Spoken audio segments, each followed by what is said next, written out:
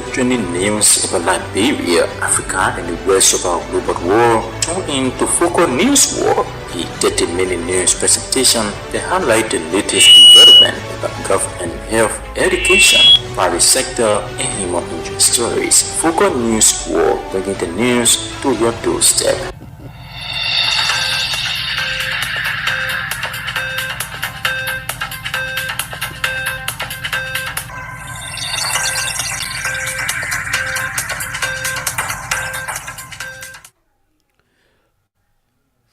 From Accra, Liberia's capital, to Pleasant.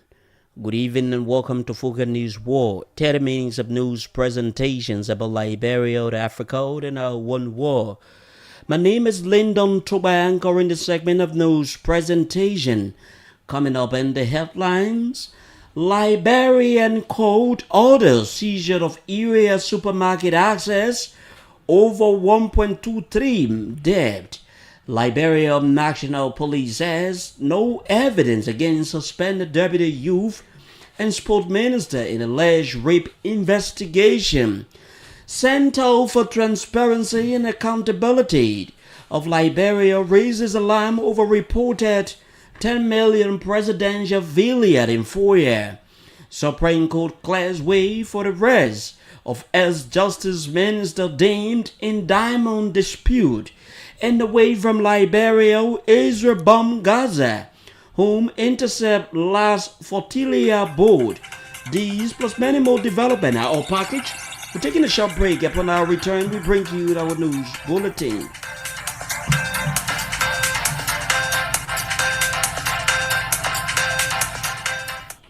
Welcome back at thanks for rejoining us. Musa Sherry with our news bulletin. Good evening, Musa. Good evening, Lyndon. Good evening, Liberian. The Commercial Code of Liberia, presided over by Chief Judge Eva Morgan, has ordered the seizure and sale of properties belonging to Ira Rural LLC and its Chief Executive Officer Robert Abijadi. According to reports, the court decision stemmed after the company and its CEO allegedly failed to settle a debt of more than US $1.3 million owed to Sapellet International Bank. Liberia Limited, according to the rate of executions issued on September 11, the sheriff was directed to confiscate and sell both movable and immovable properties to recover the outstanding loan.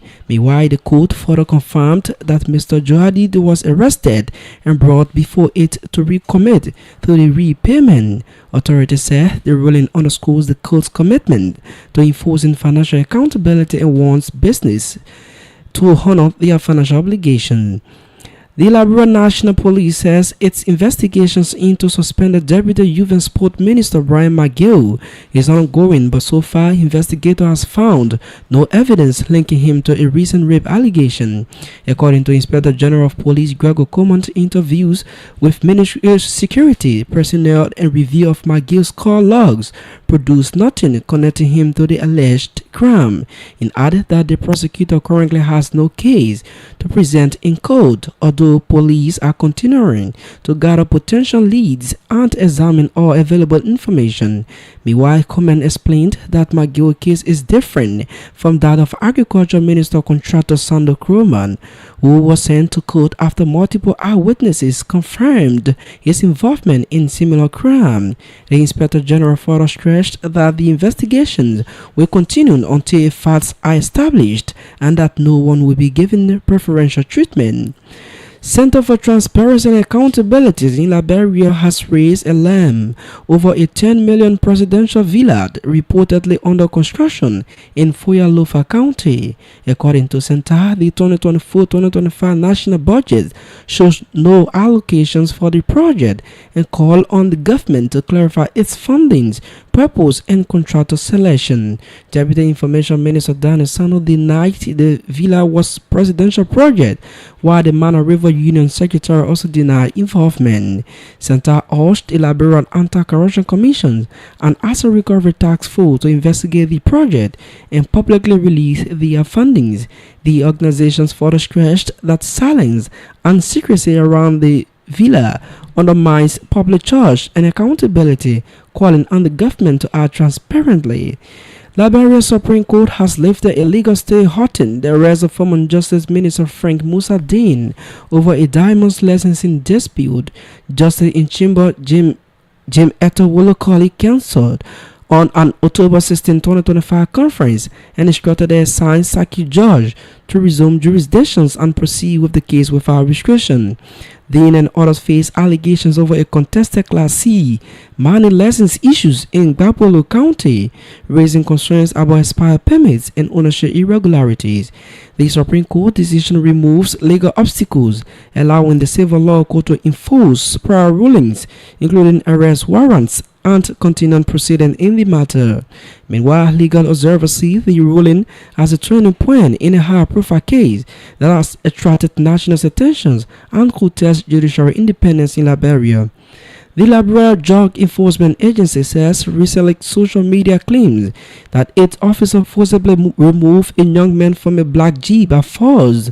According to a release, Orlando Demi, Chief of Public Relations, described the allegations as baseless, misleading, and unfounded, stating the agency has found no evidence linking its officers to the incident. The LDO urged the public to avoid sharing unverified content that could harm the agency's reputation or mislead citizens. Meanwhile, they may emphasize that the LDO remains committed to enforcing the law professionally and protecting the right of all Liberians. The agency further noted it will continue its work with integrity and transparency while reminding citizens to verify information before sharing it online. The Ministry of Health expand the rollout of the world's first malaria vaccines to 9 additional counties. According to the ministry, the campaign aims to reach over 180,000 children aged 5 to 15 months, stressing that 4 doses will be required for maximum protection. The ministry recalled that the vaccine was first introduced in 2024 across 6 of eastern counties, where early uptake has shown encouraging results. Meanwhile, the ministry added that the launch is scheduled to take place simultaneously at John F. Kennedy Medical Center in Masurado and in Bapolu, Grand Cape Mount, Bombing, Grand Bassa, Magibi, Bond, Lofa, and Nimba. Furthermore, the ministry urged parents and caregivers to ensure children complete all 4 doses and express gratitude to the Vaccine Alliance and partners for supporting the nation's health system. The International Monetary Fund has approved a US $26.5 million disbursement to Liberia following a successful review of its economic reform program. This funding follows the second review under Liberia's 40-month extended credit facilities, which began in September 2024 to support macroeconomic stability and boost central bank's reserves. Total disbursements now stand at US $79.4 million. The IMF praised Liberia's fiscal reforms, reserve scrutinings, and rapid response to failing donor support amid global financial uncertainties. IMF Deputy Managing Director Bo Lee commended Liberia's effort to reduce deficit and build foreign exchange buffers, calling recent policies actions decisive and encouraging for long-term stability. Liberia Finance Minister Augustin Gafuant welcomed the IMF's move, calling it a vote of confidence and expressing hope for more support under the 2026 Resilience Initiative. Masurado Senator Darius Dillon has demanded answers in 2 statutory rape cases involving contractor Sandra Croman and suspended Deputy Youth and Sport Minister Brian McGill.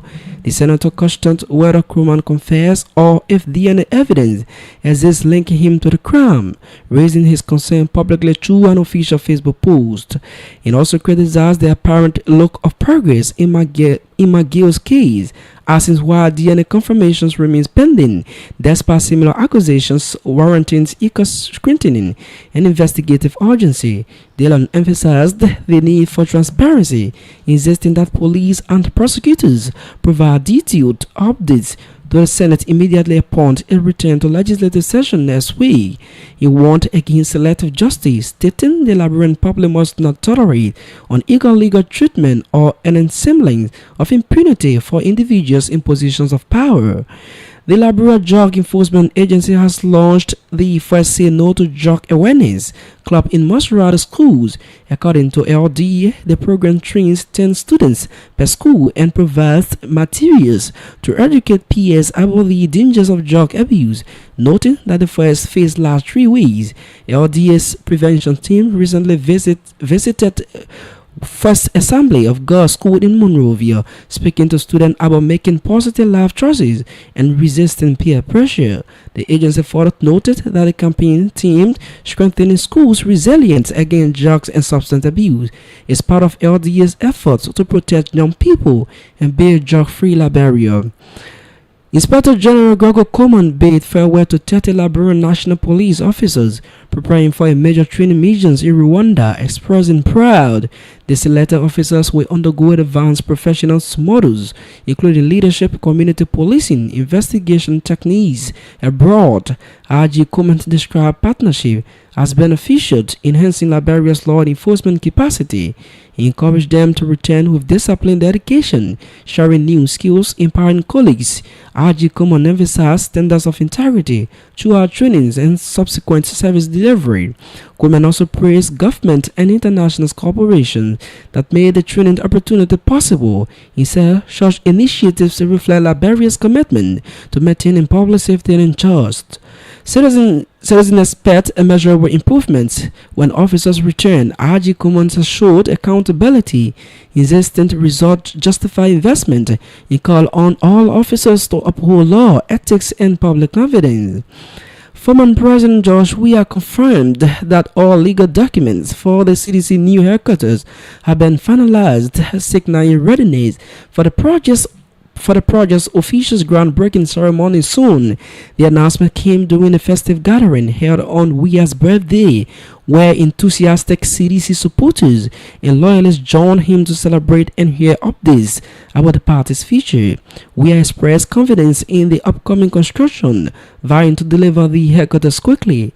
Although a specific groundbreaking date wasn't revealed, Weah said the team is actively reviewing schedules and logistics to select the most suitable time for commencement.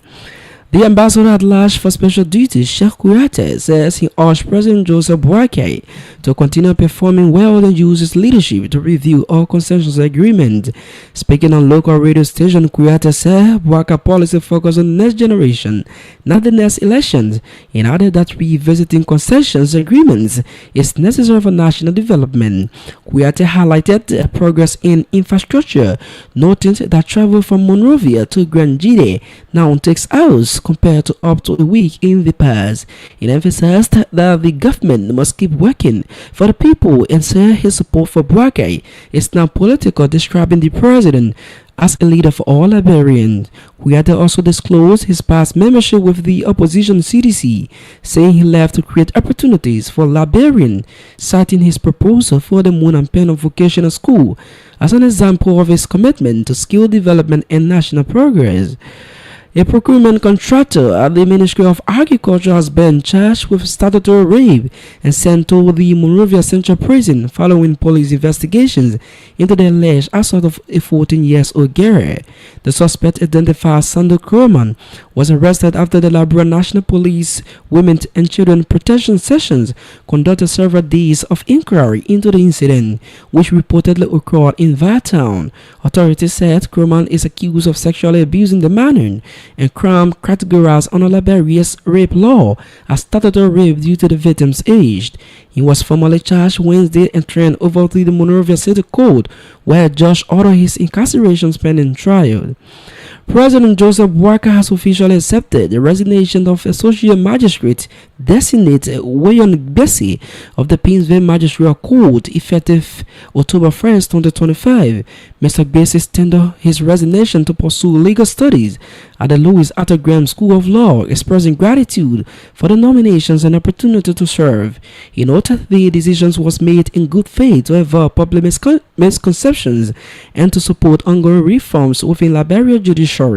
President Boakai acknowledged Mr. Bessie's choice, commending his dedication to both personal growth and professional integrity during the critical period of reform. The executive mansion described the move as a reflection of responsible leadership and support for for the rule of law and institutional transparency. This is a reminder that you are listening to Fuka News World, 30 minutes of news presentations about Liberia, the Africa, and our one world. A recap of major headlines we are following on this news presentation. Liberian court orders seizure of area supermarket assets over 1.23 million debt. Liberia National Police says no evidence against suspended deputy youth and sport minister in alleged rape investigation. The Center for Transparency and Accountability of Liberia raises alarm over reported 10 million presidential villa and FOIA. Supreme Court clears way for the arrest of ex-Justice Minister Dame in diamond dispute. And away from Liberia, Israel bomb Gaza home, intercept last flotilla boat. Let's take a short break. Upon our return, we bring you the actual voices of those making the news.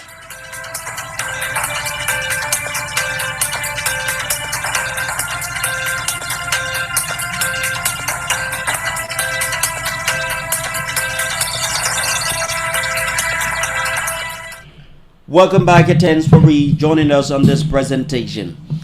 The Liberia National Police says no evidence so far links Deputy Minister Brian McGill to rape allegation, according to police IG Gregory Coleman. Security officers and phone records show nothing against McGill, and prosecutors have no case yet. He added that matter is different from Agriculture Ministry contractor Sandra Crewman case, where eyewitnesses confirm his road. Coleman showed no one will get special treatment. The case involving the deputy minister, it hasn't been given no other preferential treatment. Unlike the constitutional authority of the police, we have to establish prima facie before we can file a case to court. We're not working independently. We're working with a prosecutor. The prosecutor is sitting down right here, and he's like, "Well, no, we don't have anything to take to court at this particular point in time." The gender ministry is here also. So these are different groups that over different cases. As soon as probable cause is established, the suspect is immediately arrested. What makes the two cases completely different? In the case of the suspect that was sent to court, we have over 3 persons coming up to themselves on record that I saw this person in this man's house. I escorted this person to this man's house. So we had different people giving us sufficient evidence that we could use. In this case, the case of Minister Brian McGill, we have reviewed everything so far so good as far as we have gone. We're still not being able to put him within that radius. That's what makes these two cases completely different. There's no preferential treatment because this man is a... Police IG Gregory Coleman there speaking on the ongoing investigation of suspended Deputy Minister Brian McGill. Deputy Minister for the Information Daniel Sanders says the Liberia National Police has clarified alleged rape cases involving individuals, stressing that each case has different facts and circumstances. According to Minister Sino, the LMP revealed that the facts and circumstances in cases are not the same, noting that some instances a suspect can be immediately placed at the crime scene with available evidence, while in other cases a suspect can be directly linked and further investigation is required. The National Police has found an individual who is accused of committing the crime of rape. And as usual, we see people jumping to conclusions that we come with one man who was accused of rape. We haven't arrested him yet. Is it because he was evidently someone who committed a crime and everything? So we have reached out to the LLP. I have to say this thing before people try to misinterpret the position and action of the government. We go buying the public sentiment. So they said to us that the public should understand that the facts and circumstances in all the cases cannot be the same. In some cases, a suspect can be immediately placed at the scene of the crime, meaning the evidence is available right away. In other cases, the suspect cannot be immediately linked to the crime scene and therefore require further investigation, especially when the suspect raises a defense or alibi as a defense. Meanwhile, Sino disclosed in the two cases, the Liberia National Police provided one suspect was caught with the victim, while another case is based solely on allegations with the suspect claiming he was not present on the day mentioned by the victim. He further noted LMP re-emphasized that the police gave no special treatment and are committed to establishing probable cause and taking cases to court. In the two cases that were covering the witnessing, one suspect was arrested in a room with the victim. While in the other case, it is based solely on an allegation made after the commission of the alleged act. In our case, the suspect is claiming that he was not present on the date as stated by the victim. The key point we want to make that in the two cases here, facts and circumstances are not the same. The police reiterate that there is no special treatment given to anyone. So there is no preferential treatment. The police have no interest who the accused in the two cases are. The only interest is to investigate and when probable cause is established, the carry to court. Government spokesperson Daniel Sino Des speaking. Liberia's Police Inspector General Gregory Coleman has bade farewell to 13 officers heading to Rwanda for advanced training, urging them to represent the country with pride and discipline. He reminded the officers that the mission is a service to Liberia of not just personal development, and they must uphold the Liberian National Police professional image abroad. Coleman stressed the importance of strong moral conduct, warning that misconduct could block opportunities for others, urging them to set a positive example as front runners.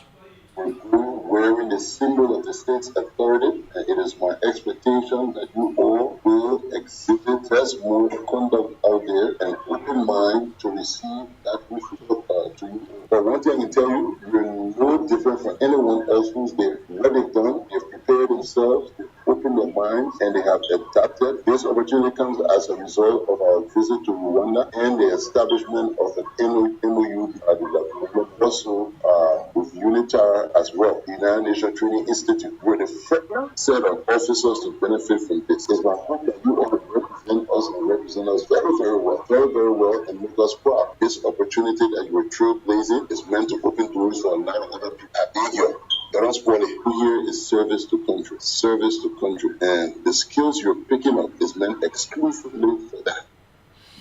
Police IG Gregory Coleman there speaking to a team of LMP officers who are departing Liberia. The ambassador of Lige for special duties, Sheikh Kouyaté, says he urged President Joseph Boakai to keep performing well and use his leadership to review all concession agreement. Speaking on the local radio station, Kouyaté said Boakai policies focus on the next generation, not the next election, making it necessary to revisit this agreement. He highlighted national progress, noting that travel from Monrovia to Grand Gide used to take up to a week, but now takes just a few hours. Kouyaté stressed that the government must keep working for the people, emphasizing that his support for Boakai is not political. Boakai is a president for all Liberians. When I met President Boakai last month, we had a short conversation. I said to him, Chief, you're doing extremely well. I'm proud of you. And the chance we have now for Liberia with your leadership, it will be difficult to have such a chance. So why? I say, your policy does not care for the next election, always caring for the next generation. I said, for this reason, Mr. President, there's a need that we revisit all these concession agreements. Look at the amount of gold that leave our country monthly, my brother. In 2 months, what leave from here more than our yearly annual budget? What happened to this country? The solution is not here. It took years to have people from Grand Gide to leave Monrovia to go to Grand Gide. Sometimes it will take you 3 days, 4 days, 1 week.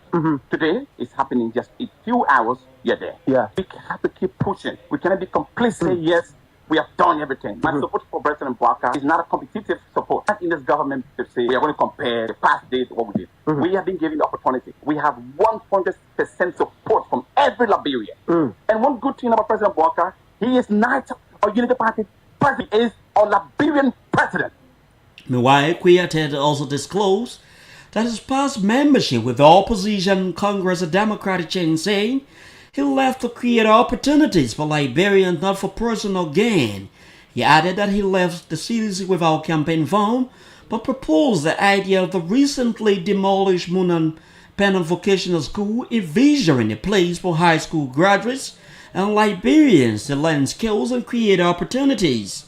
I was a member of this Congress for Democratic Change, not just a member, one of the founding members of the Congress for Democratic Change. I didn't become a member based on fanaticism. I became a member believing in my thought for goodness of this country, the betterment of our people. It was not organized people to come to power and enrich themselves against the detriment of our people. Okay. It was created to create opportunity for our people. So when you look at today, those who were in the CDC at the time, the current Minister of State, my boss, was Stephen Stikria. He was a member. When I was at CDC, not a day, I received $1 for campaign. When I left the CDC, with a clear message. I've come to improve the life of people. As I've seen that the leadership have been given to us, the power has been given to us, and we have turned our back to our people. I am no longer part of the city. And when I was leaving from there, I left a package for them. The package was a school. When they were talking about having a car wash at our place, I said, let's have a school. Let's have a vocational school. So those who don't have job in government will have a career tomorrow to withstand the society. Liberian Ambassador at Large, Mustafa Sheikh speaking. This is a reminder that you are listening to Focus News World, 30 minutes of news presentations about Liberia, Africa, and our one world. A recap of major stories we are closely following.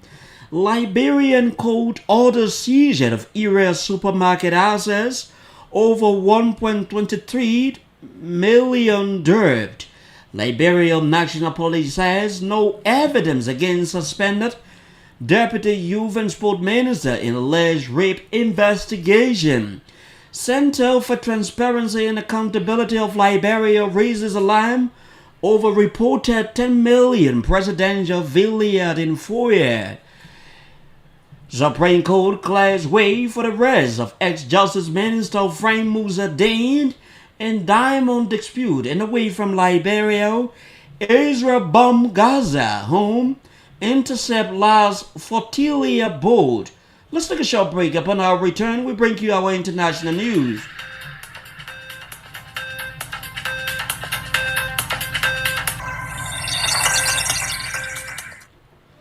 Welcome back and thanks for rejoining us. Musa Sherry zoom in with our international development. At least 43 Palestinians have been killed in Israeli attacks across the Gaza Strip since dawn, including 28 in Gaza City alone, according to medical sources. Speaking to Al Jazeera, Israel's army is using remote-controlled vehicles packed with explosives to demolish entire neighborhoods in besieged Gaza City after issuing a large charge to leave warning to hundreds of thousands of trapped Palestinians. This is how we come to the end of our newscast, but before leaving you, a recap of major stories we are closely following on this newscast. Liberian court orders seizure of area supermarket assets, over 1.23 dead. Liberian National Police says no evidence against suspended Deputy Youth and Sport Ministers in alleged rape investigation. Center for Transparency and Accountability of Liberia raises alarm over reported 10 million presidential Villiard in foyer. Supreme Court clears way for the arrest of ex-Justice Minister Frank Musa Dane in diamond dispute. And away from Liberia, Israel bombs Gaza home, intercept last flotilla boat. Musa Sherry brought to you the news bulletin. Teta Roberts, service control and coordinator out of our sign. On behalf of our entire news crew, I presented. My name is Lyndon Toba. Thanks for listening.